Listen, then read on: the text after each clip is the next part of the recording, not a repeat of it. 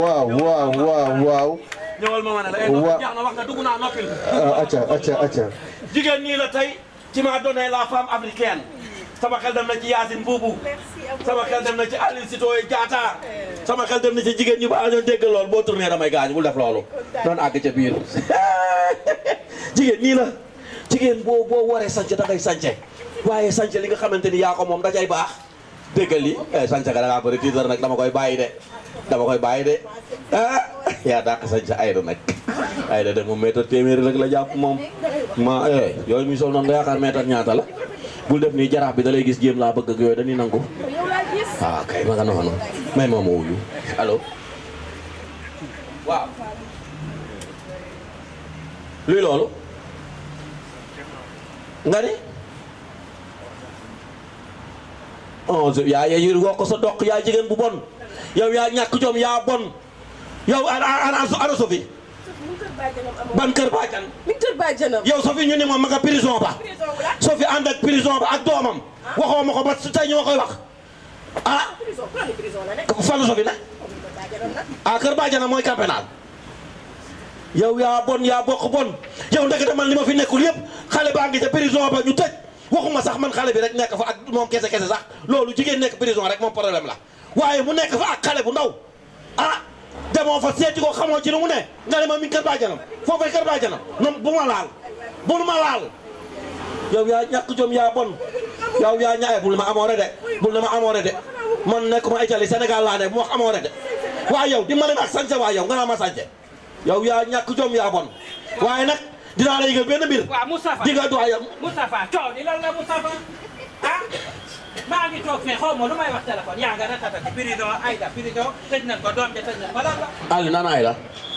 Aïda sama doom anamu. Aïda mi ngi kër bàjjanam. Aliou foofu Aliou. ndakate Aïda li ma ñëw naan la Aïda kër bàjjanam ak bàjjanam a ngay toppatoo yëpp Aïda ngi fii ñu tëj. te tëjuñu ko moom kenn de Aïda dafa am doom ñu boole koog moom tëj kii naan ma Aïda nga kër bàjjanam. waaye yow Aïda buñ ko kidnappé doo ñëw ñu dem jëli ko. waaye Aïda kenn kidnappé prison la da nga naan kidnappé. doo prison nga naan kidnappé. prison kidnappé ngay jaawale. léegi nag ñaari mbir a mën a am di nga génne Aïda ci nii wala nga génne kër gi ci neneen waa kay. yow yaa rafetub lay nga ni mugg ni mag yow yaa man muugar ni jabari téyeer waaye defal nànk nag prison moom comme ma nga fa man mënumaa génn duma avocat waaye am naa solution wu ña ko fa war a fekk toppatoo doomam loolu moom dala la sa xel waaye yow waa Cœur Solidaire bàyyi ma bul ma laal yow kay nuppi la yow instant bi c'est indispensable sama adduna waaw defal naa dama nga taxaw ne bul ma laal soobee nga ci man bul ma laal Moustapha bul topp sa xol xam nga fi mu ne nii bu muy xesee ba am dañuy xool rek solution Cœur Solidaire dégg naa ni ñoom pare naan pour dimbali ñi nga xamante ni ñoo nekk ci prison yi yor seenu tuut tànk ak moom mi nga xamante ni moo yor tuut tànkam waaw Cœur Solidaire waaw yow bul yàq yow it maanaam wax ko jolof xol waaw ko am xolu dimbali waat Cœur Solidaire xam nga français li tax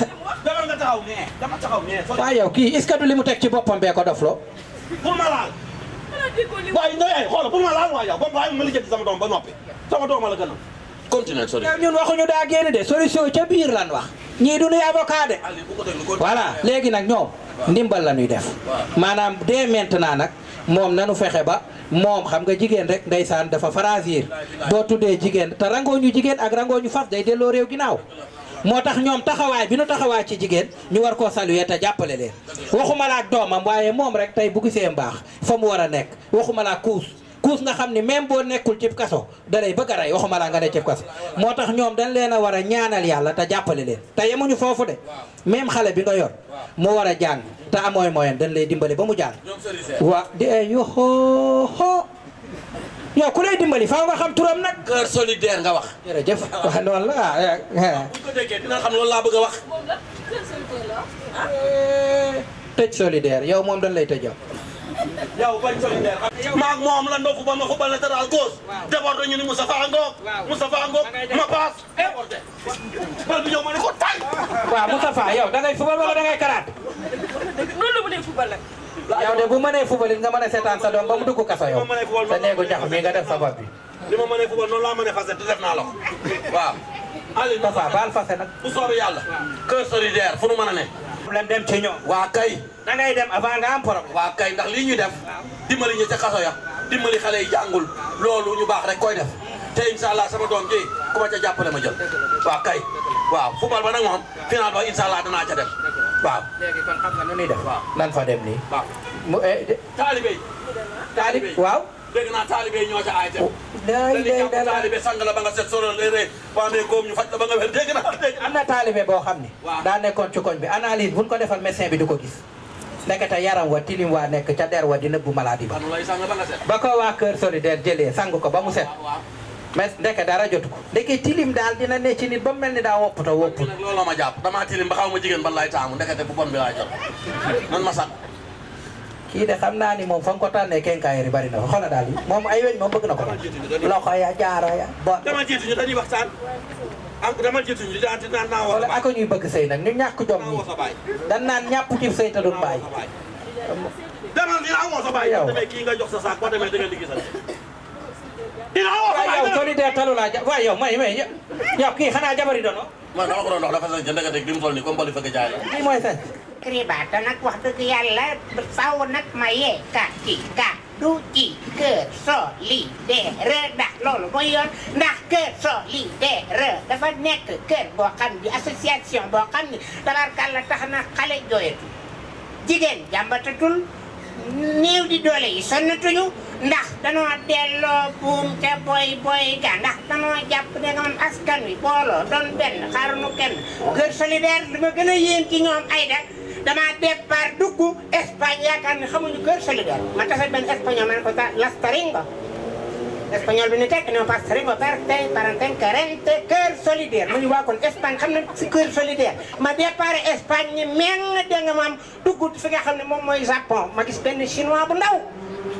mu zapp xool ba ma duggee Japon chinois bi daf ma zappé ci kaw pont bi ma ni waaye man fan laa jëm ba ma ne rek taxaw ma ne ko Cœur solidaire mu ne ma cum cororon maata wangatu wing waawa wangatu wacca wangatu Cœur solidaire ma ni wàjje di moom ba jàmm la ma départ dugg Inde ba ma duggee Inde daal di taseeg da nga moom benn paawu Inde paa bu góor bu Inde naka laa taseeg paa bi ni ko Cœur solidaire bu ma tum jakkare doon jële i baabu Cœur solidaire i bii naa ko waxe ke no mu ni ma paccar naa Cœur solidaire ni ma Cœur solidaire ni ñuy jàppale askan wi taalibe yi jigéen ñi prison yi ñu dugg man looloo ma faj man ba man ma taxaw ni di wax ma ni waa xanaa kon dëkk bi toj bi ma déparé nag daal di dugg nag da nga maam ñëw nag Afrique daal di dugg nag Sénégal bi ma tarxiisee nag laa dugg nag dégg nga maam fi nga xam ne moom mooy Daara Jolof ma départ nag ni ma départ dugg tëgg doogi dugg peex taal dugg yang-yang dugg taal wax la dugg yaxi nga cuuru mbadaful alwaccam ne leen kañ Kër Ara bopp coor ñan bi jël si ndang babu baan fa nag poto paanak sakal gënoon sagadaak sëj ba doon Algérie montagne jox na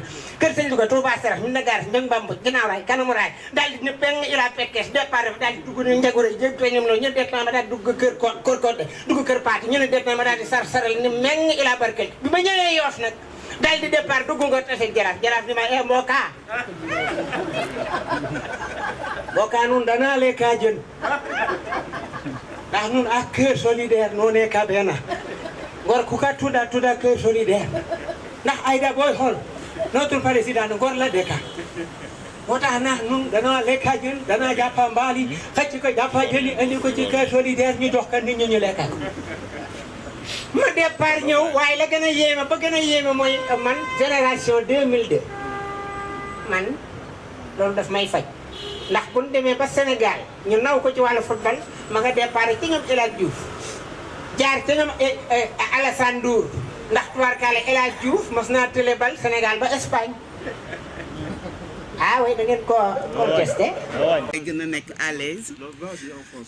Merci beaucoup mesdames et messieurs, chers partenaires et chers membres des médias pour votre présence aujourd'hui pour l'ouverture officielle, le lancement du tournoi solidaire.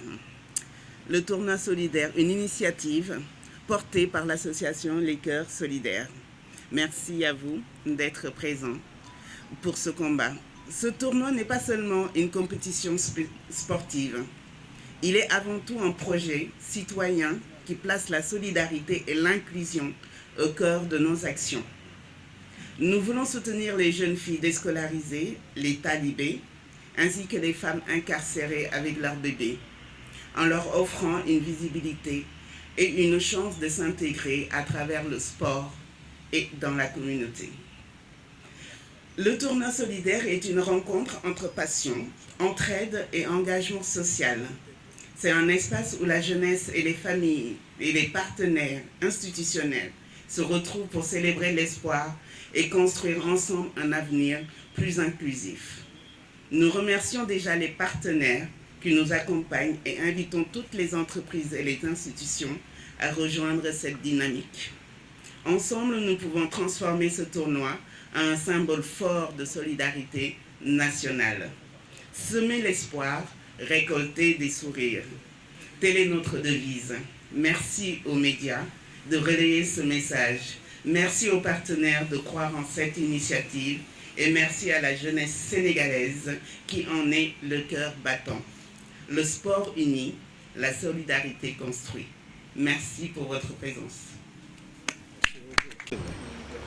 ok asalaamaaleykum ginnaaw bi ñu nuyoo ñi fi teew ñëpp ñoo ngi gërëm ñi nga xam ne ñoom ñooy kilifa yi bu ñu nee kilifa yi ñu tàmbalee ci jaraaf di ko gërëm di gërëm ñi nga xam ne ñooy média bi di gërëm ñi nga xam ne ñoom ñooy kilifa ci tàggat yaram di gërëm ñi nga xam ne aussi ñoom ñoo fi teew ñëpp ñi bokk ci association bi ñu ciy waaj a bokk ñëpp ñu ngi leen di gërëm di leen sant di wax ne lii teewaay bi li ko waral mooy que ne dañuy def benn tournoi solidaire waaw tournoi boobu li ko waral bokk na ci objectif yi nga xam ne moom mooy moom la association bëgg mooy dimbali taalibe yi dimbali ñi nga xam ne ñoom ñooy xale yu jigéen yi nga xam ne dañ leen di dimbali bañ mën a jàngi dimbali tamit ñi nga xam ne dañu nekk ci kaso yi yoon teg leen loxo te ñu am ay doom donc loolu moo tax a jóg association bi kuréel bii nii donc lii bokk na ci benn ci activités yi nga xam ne buñ ko defee pour dimbali ci ñooñu moo tax mu war a tàmbali fukki fan ak juróom ci weer bi jeex ñaar fukki fan ak ñeent ci weer bii nii donc bu ci woo ñëpp tey nekk bis bi nga xam ne mooy bis bi nga xam ne ci la ñuy boole ñu war a jongante.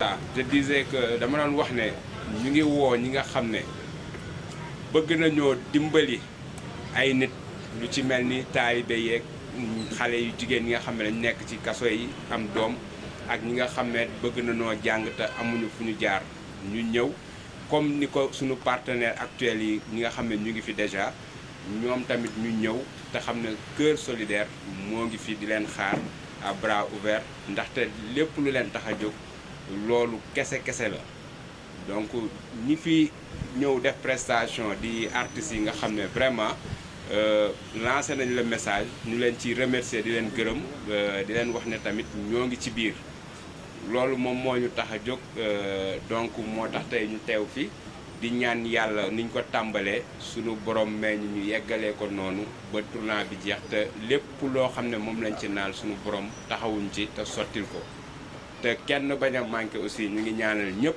ñu fi teew ak ñi fi teewul sunu borom def ñu teewee li nga xam ne moom la ñu bëgg a taxaw muy tournoi solidaire bi du début à la fin ànd koog ñun ay ati at di remercier sunu présidente bi aussi nga xam ne amul benn effort boo xam ne ménagé na ko pour vraiment ñu yegg si fii wala ñu weesu ko di remercier ñi nga xam ne aussi ñoom ñooy membres yi di sunu jigéen ñi nga xam ne góor ñi sax gënuñ leen si demin wax dëgg fa neex yàlla di remercier Jacques di remercier ñi membres yi nga xam ne newuñu fi ku mel ni DJ ku mel ni madame Duño ak ñeneen ay ñoom Mati ñoom ñëpp suñu secrétaire général donc di wax ne mu ngi noonu la parole est aux responsables comme ça ñu mën a soobu ci li nga xam ne moom moo ñu tax a jóg. maa ngi représenté Pape Momar di président de l'ODCAV de Dakar ah Pape Momar nag bi ma waxee affaire bi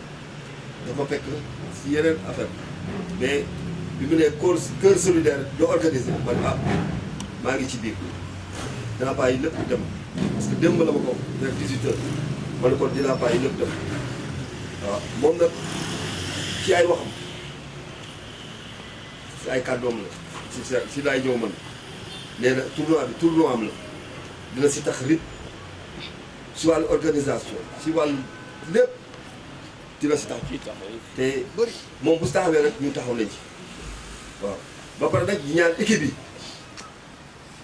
ñu ñëw ci discipline ak fair play parce que tam su amul discipline amul fair play rek day posé notre tournoi bi ñu ngi woon ñëpp nag muy supporter muy ASC yi war a jouer tournoi bi yëpp ñu ñëw ak discipline parce que ñi wootee ay jigéen lañu te jigéen bu wootee ak fi mu jëmale mbir bi kon defe naa ni discipline ak fair play rek moo ci war a am te ñi ngi ñaan ñëpp ñu ñëw ci discipline ak fair play ñu jouer tournoi bu organisé tournoi bu jaar ci yoon tournoi boo xam du am benn violence non à la violence loolu Pape Mor te moom leen des tax lépp en tout cas di féliciter ñëpp di gërëm ñëpp daal mënu ma wax si mbooloo la jërëjëf merci. Rahim maa ngi nuyuwaat ñëpp di leen ziar di leen présenter une bonne et heureuse année 2026 ngeen may ma présenté wu pour ñu ma xamul man El Hadj Babou Samb laa tudd di grand jaraaf du village de Ngor di conseiller coutumier auprès du gouverneur de Dakar maa ngi ànd ak le président des frais mooy le conseil des notables bu Ngor Mamadou Mbengue moo ne sama ndijoor à ma gauche sama doom Seydina bi nga xam ne au niveau de la commune de Ngor moo yor la commission sport donc kontaan nañu lool ci invitation bi parce que Soxna Aïda dafa nekk koo xam ne li muy def wax dëgg yàlla day dimbali ñëpp daaw woo na taalibe yi ne Ngor yëpp ci stade de Ngor bi toggal leen ñu lekk ba suur habillé leen may leen ay kaamil même ñun ñu fa newoon sax vraiment defal nañu lu kenn xamul donc Aïda vraiment dañu koy ñaanal rek di ñaanal cœur solidaire parce que li ngeen wax léegi muy lu baax su ngeen demee ci prison yi di ngeen fa fekk ay jigéen ñoo xam ne sax xamuñu lan moo leen fa yóbbu taalibe yi aussi dañoo tumuranke donc mu ngi ci taalibe yi mu ngi ci daara yi et mu ngi jaamu yàlla donc li ñuy ñaan rek mooy yàlla def ko gudd fan ak wér-gu-yaram association bi jëm kanam je vous remercie. merci beaucoup les gars mbooloo mi maa ngi leen di nuyu yéen ñëpp ci ku ci nekk ci turam ak ci santam di jiite nuyoo bi aussi sunu jaraaf bi yàlla def tey mu fekkee sunu jotaay bi di ko ñaanal aussi yàlla gën ko dëgëral gën ko fi yàggal moom ak imam Seck bi fi féete bon ci kee dinaa accepter tey Moussa Seck bi parce que soxna si Seck la sant mais rek fa muy liggéey madame Guèye la ñuy wax macha allah te Chiquet c'est un peu difficile nag après vraiment le passage de madame la boss comme on a l'habitude de l'appeler de mettre un mot quand même je vais essayer d'amener le message que le président de la Ligue Football de Dakar m'a confié qui est empêché et étant hors de Dakar. Mesdames et messieurs, chers promoteurs du tournoi de la solidarité, c'est vraiment avec un immense plaisir que je viens représenter M. Mamadou Niambaye, président de la Ligue Football de Dakar, aujourd'hui empêché. Mais vous me permettez aussi de citer un parmi nous, en l'occurrence de Ismaïla Babacar Fall, un pionnier du football, un ouvrier du football. Et dans cette même occasion, j'ai un membre parmi nous, qui s'appelle Mamadou Ndao, représentant, je crois, l'Olympique de Ngor. Il est membre de la commission sportive et d'organisation. Mais sachez que M. le Président est très honoré par le choix porté sur sa modeste personne comme parrain du tournoi. Et les raisons qui sous-tendent l'organisation de ce tournoi cadrent bien avec son credo, à savoir l'éducation et le social au service du football inclusif. Enfin, Monsieur le Président m'a chargé de vous dire qu'il sera à vos côtés pour la réussite de cet événement ô combien important pour la vie de votre association. Là, Tchike, vous me permettez aussi de revenir si Jaraaf bi Jaraaf ñoo ngi delluwaat di la sargal di ñaan nga gën a dëgër di la rappeler waat que ni tey aujourd'hui madame Aïda Ndiaye mii ak ñi mu àndal su dee jaamu yàlla la ñuy wax ñun jullit mouvement bi jaamu yàlla mënu ko weesu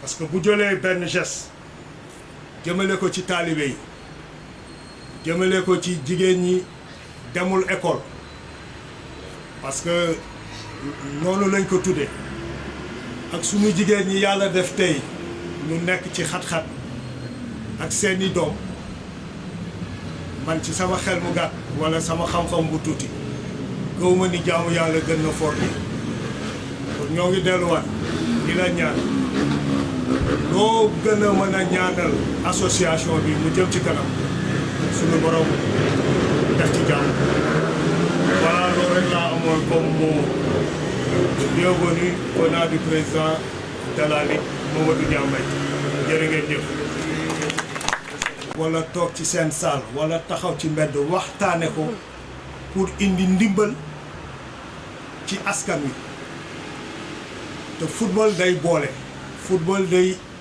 indi jaxasoo football day indi famille parce que tey li ci koy wax ci man yëpp bu dul woon football xëy na du ko mën a tudd ci man yàlla moo ñu boole ci sport day boole doomu aadama sport jàmm yàlla la parce que sport day participer ci l'équilibre d'un être humain kon club yi ñu jël du concours du demande du dara dañ leen a tànn pour que ñu mën a sigil tournoi bi ñoo ngi leen di ñaan ci solidarité équipe parce que équipe mooy une famille équipe mooy un bloc soudé tournoi bi ñu def ko ci ñu dugg ci bismillahi rahmaani rahim yàlla may ñu kàttan aussi ñu eggale ko ci alhamdulilahi rabil alamin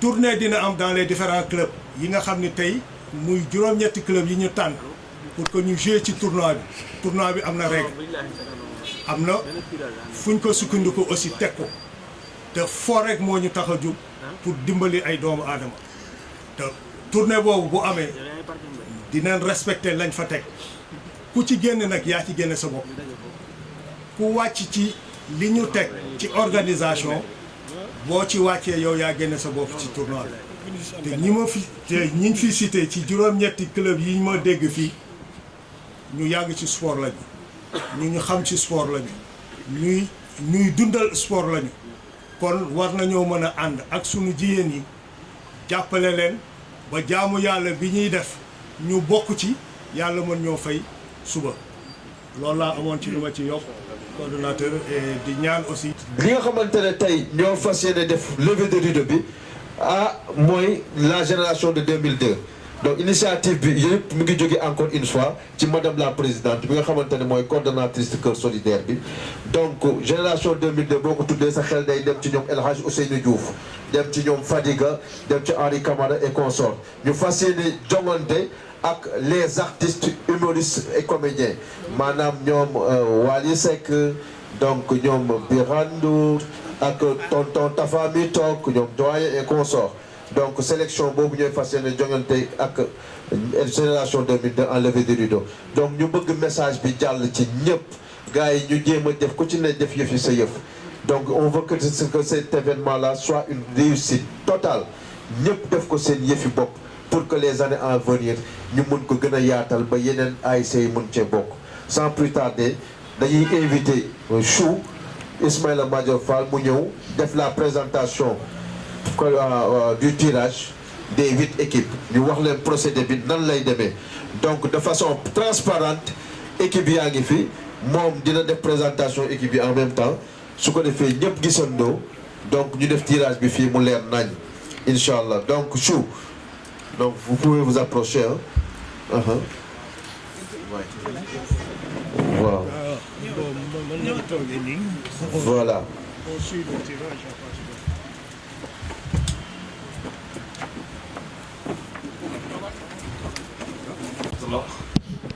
ñu ngi leen di ziar bu wér di leen ndokkeel di leen masawu coono aussi Cœur solidaire, merci encore pour cette initiative. Donc moi c'est Ismaïla Babacar Fall, plus connu sous le nom de Chou, membre de la commission sportive de la ville de Dakar et membre de cette même structure. Je suis avec des amis Maurice de l'ODCAV et Bouka Diouf de l'ODCAV. Donc pour le tirage, c'est 8 équipes qui vont être mises sur des boules. Elles seront mises sur des boules pour faire le tirage global. Je pense que c'est des matchs à éliminatoire direct, quart de finale, demi-finale, finale. Donc les dates retenues pour ces matchs sont pour les quarts de finale. Les dates retenues sont le 24, 25, 31 janvier et 1er février. Donc chaque journée, il y aura une rencontre. Le 24, une rencontre. Le 25, une rencontre. Le 31, une rencontre. Et le 1er février, une rencontre. Donc on aura, après le 1er février, les 4 demi-finalistes. Et les demi-finalistes vont se jouer les 7 et 8 février pour avoir nos 2 finalistes pour la journée du 15 février, Inch'Allah. Donc après le tirage, on va peut-être dans la semaine, avec Chiquet et la commission technique, on procédera à la programmation des matchs. Quelle équipe qui va jouer le 24, quelle équipe qui va jouer le 25, le 31 et le 1er. Merci.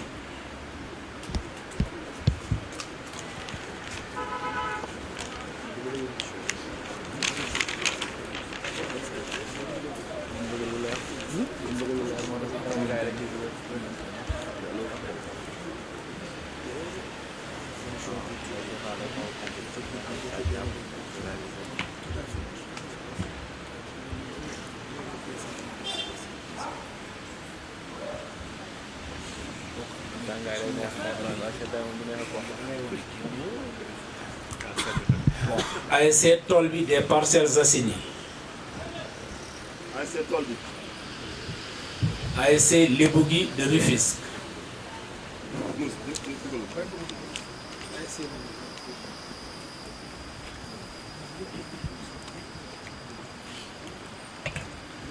Mbao Football Club. Mbao Football Club. ASC Ndenap de Yoff.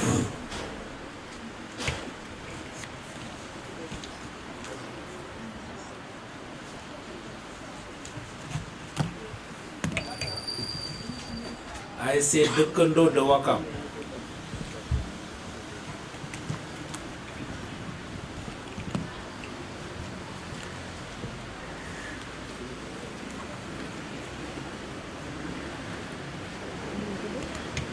Olympique de Ngor.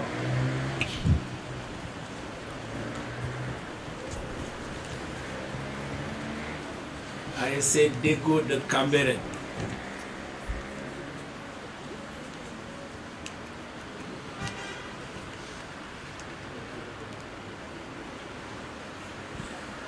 Et la dernière équipe, ASC Disso de Guédiawaye.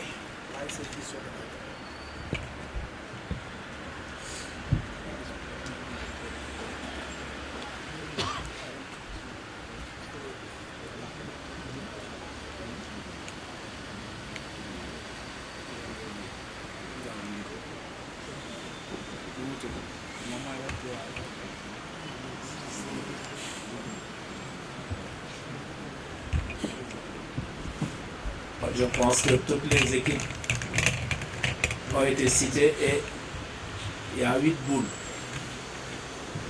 Une,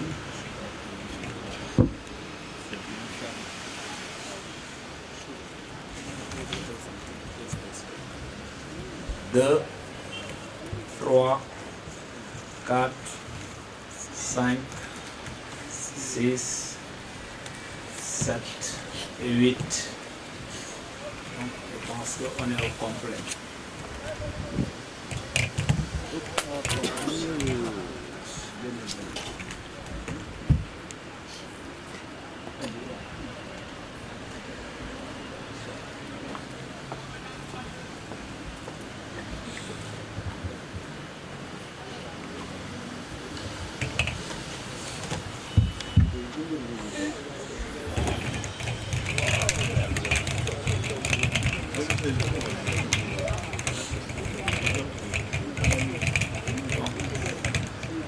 On va prendre la petite demoiselle pour nous choisir les premières rencontres.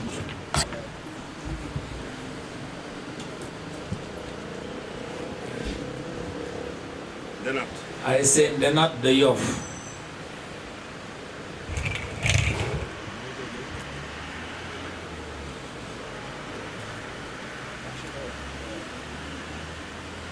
Pour le match numéro 1, ASC Ndenat de Yoff contre Tolbi des Parcelles Assainies.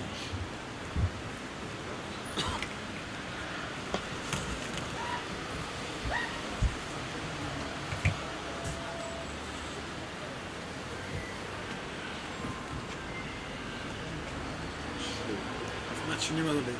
Match numéro 2.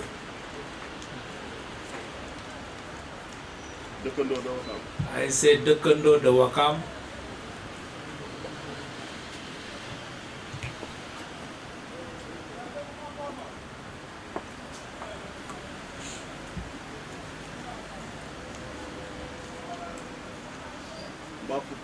Contre Mbao Football Club.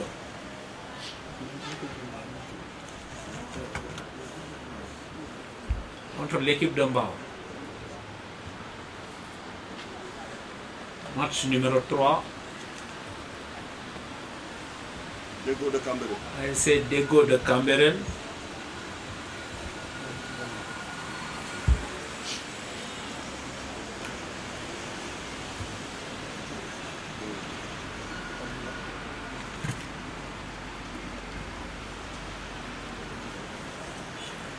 Olympique de Ngor.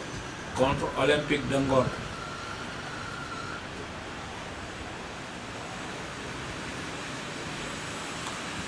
Et pour le match numéro 4,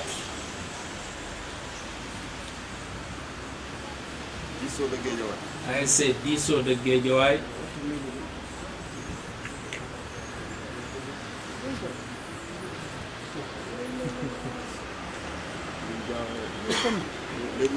Contre ASC Lebougui de Rufisque.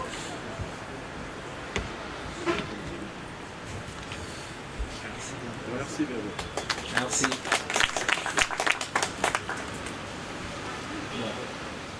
Je pense que tout a été fait. On va récapituler pour les matchs. Pour le match numéro 1, on aura Ndenat de Yoff contre Tolbi des Parcelles Assainies. Match numéro 2, Dëkkandoo de Wakam contre Mbao.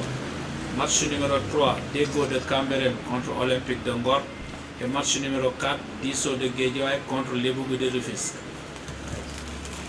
Donc, la programmation sera ainsi.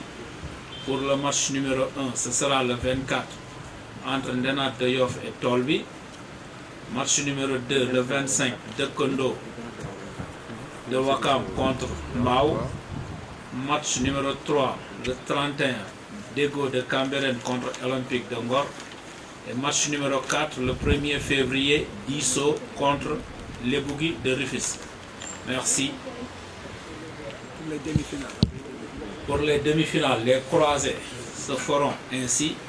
Le vainqueur du match numéro 1 opposera au vainqueur du match numéro 3 et le vainqueur du match numéro 2 opposera au vainqueur du match numéro 4. Merci Chiquet. Merci beaucoup, Président Chou. Gaï, je pense que ça l'ina louré ba dem na kan. Donc ma faral fatte wat yef yi rek. Ginaaw bañ defé tirage bi ba paré.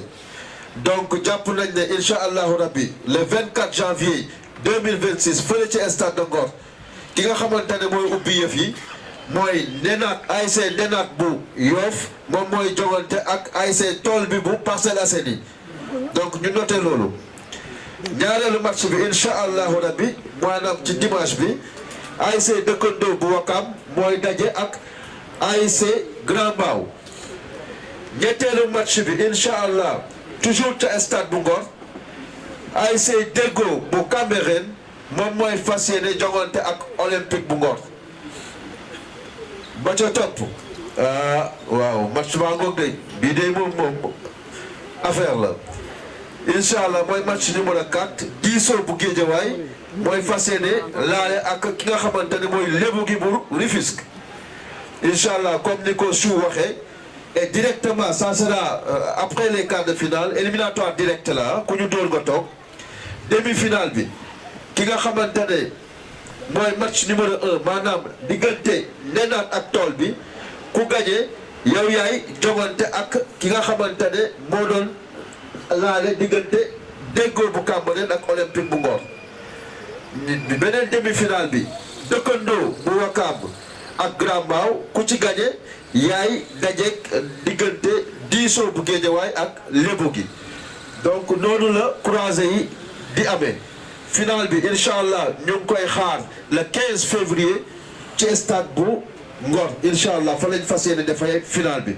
gars yi encore une fois ñu leen di invité yéen ñëpp pour que la NISA ngeen jàllale information bi qu'il y ait une forte mobilisation par rapport à ce tournoi là donc avant de boucler dañuy jox madame la présidente mu def le discours de la fin donc ñu daal di yeewi suñu gan yi donc madame la présidente. waaye bi parce que seen présence wane na yéen tamit ci ngeen bokk ku ma woo ngeen ñëw oui si ma loolu déjà c'est un grand effort di remercier bien sûr les cœurs solidaires ñi fi nekk ak ñi fi nekkul parce que ñoom ñëpp mënuñu woon ñëw teew si mais ku ci nekk def nga ci sa loxo di remercier aussi sama famille. Particulièrement son frère Alioune Ogo Seck sans moom di tamit duñu enfin guidé nañu lu ci bari daal parce que moom moo ma mettre en relation ak yow Chiqué ak Doc ak Babacar pour que affaire bi mën a taxaw tey pour mën ci am yaakaar bu bare bare di leen naan yéen équipe yi comme niñ ko waxee rek affaire bi sport la sport fair play pour que yéen tamit ngeen indi seen supporters yi parce que but bi pour association bi bien sûr c'est pouvoir aider les talibés, les jeunes filles déscolarisées et les femmes incarcérées avec leurs bébés. Donc plus il y a du monde, mieux c'est pour eux. Di leen remercier yéen ñëpp encore une fois jërëjëf.